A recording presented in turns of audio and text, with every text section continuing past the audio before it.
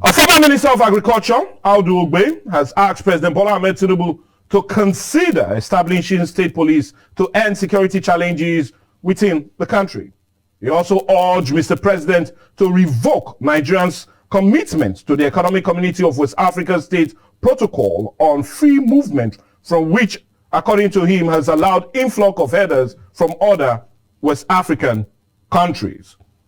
Ogbe made the call in Abuja on Wednesday during the launch of the Young Women in Agriculture Champion in Nigeria, organized by the United Nations Educational, Scientific and Cultural Organization under its Strategic Intervention Program.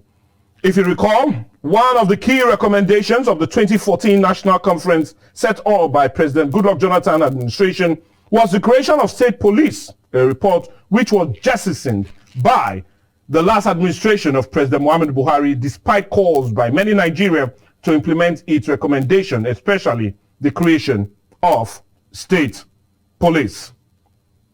But once again, the call seemed to be loudest, with over 63,111 Nigerians killed during the last administration and the security force having a tough time handling it. What value will state and community policing have on the security situation, and what are the likely challenges their creation will meet? Well, these and more is what this edition is all about, as we talk about the growing insecurity and the recent call for state and community policing.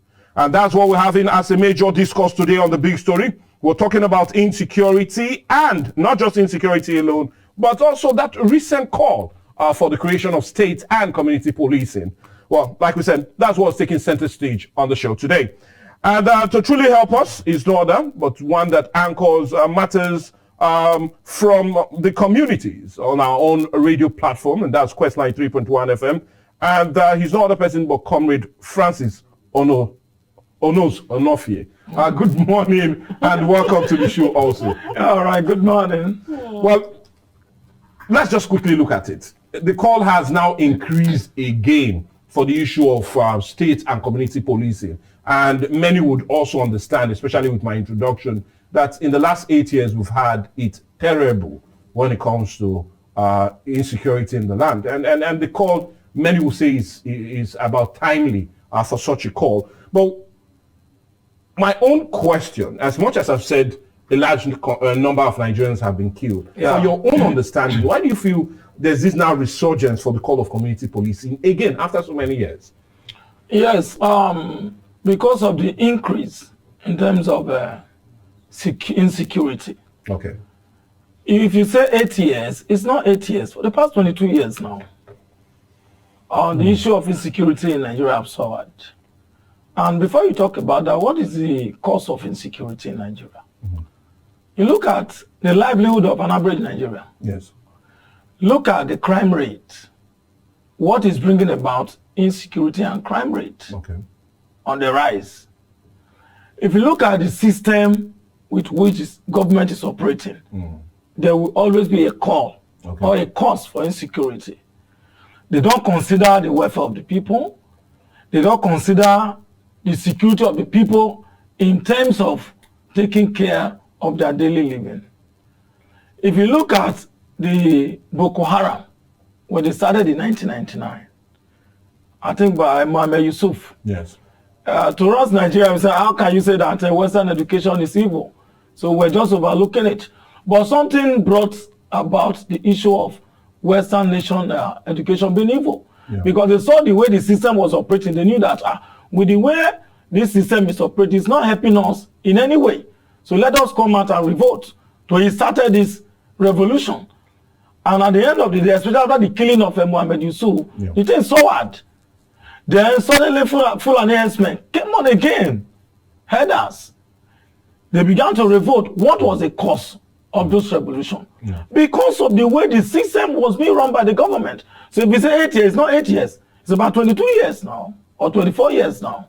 This issue of insecurity in Nigeria, so hard. So when we talk about security in Nigeria, for instance, if you look at the population of Nigeria today, according to statistics, I think we're having about 214 million inhabitants in Nigeria. What is the strength of the Nigerian police? Just about 370,000. If you look at the number, if you spread it across the states, like for instance in Delta State, we have about 7,000 police personnel in Delta State.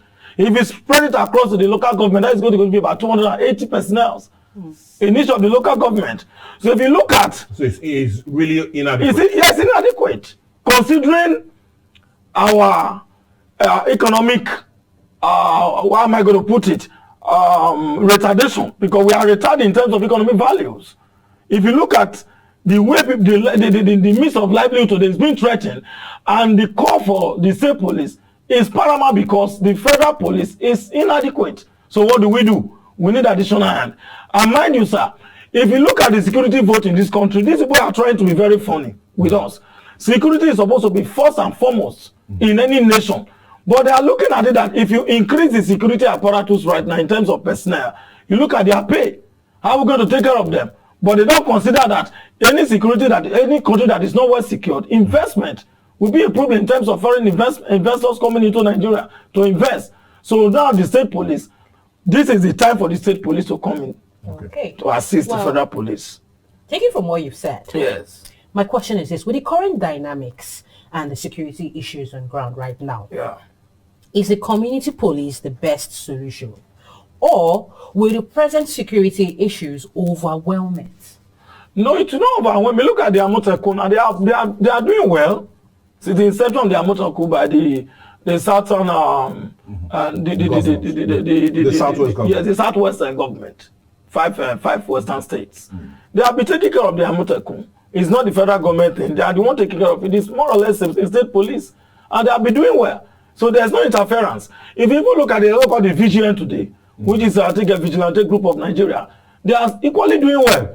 We still have other vigilante groups in our various local government. They have been doing well. Maybe, because that's the next question I would ask you. Yes. Yes. How well even have the local vigilante performed? Have they even been effective? Because we still look at the rate of crime. Yes. Let's just bring it down to Delta State. Yes, of course. We're still having high rate of crime around major cities in Delta State.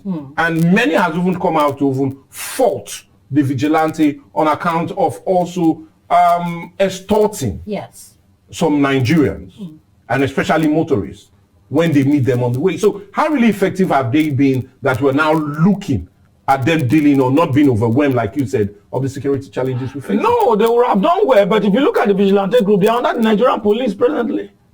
And whatever they want to do, they take order from the Nigerian police. It's ought not to be. They should be independent of themselves. Why are they coming to the road to collect money from motorists and another road users? We've heard such allegations. It's because of the foundation that have been laid before now. So they are trying to follow suit, trying to imitate what the police are doing, sorry to say. So they should be independent of themselves. If you talk about the local vigilantes, they have limitations. And jurisdictively, they have the point they can go to or they can reach.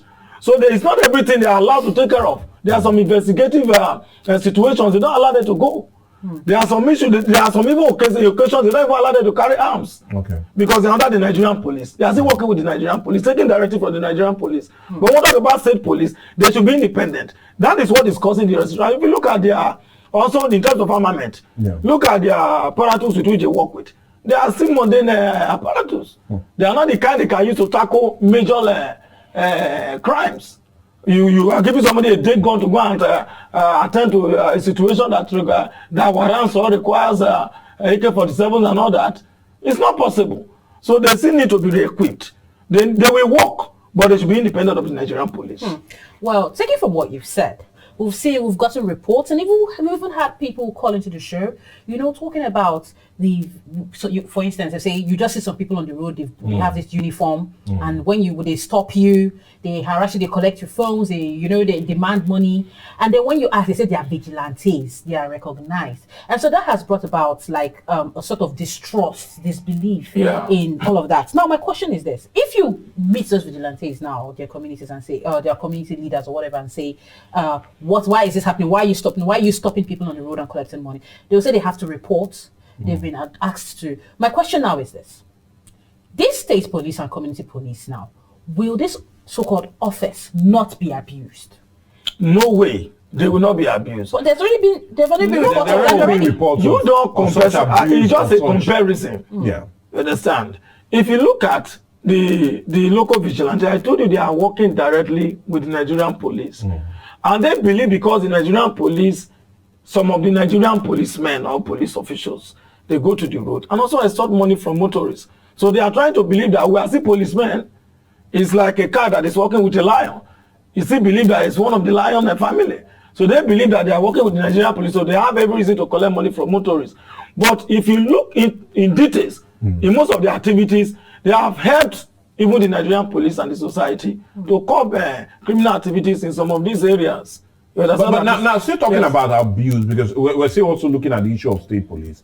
And when state police would be formed, it would take directive from the state governors. Would that also not be abused? Because we also do know that some state governors will always want it under their apparatus and also seem to attack all of their political opponents. And not just only attack them, but also we've seen cases to support such theory. For example, if you look at local elections, especially local government election in most of these states that are being run by the State Independent Electoral Commission, they always go sway with the party in office. So would that not be a sign and a signal that if now you allow security or a security apparatus under a state formation, that will also be abused?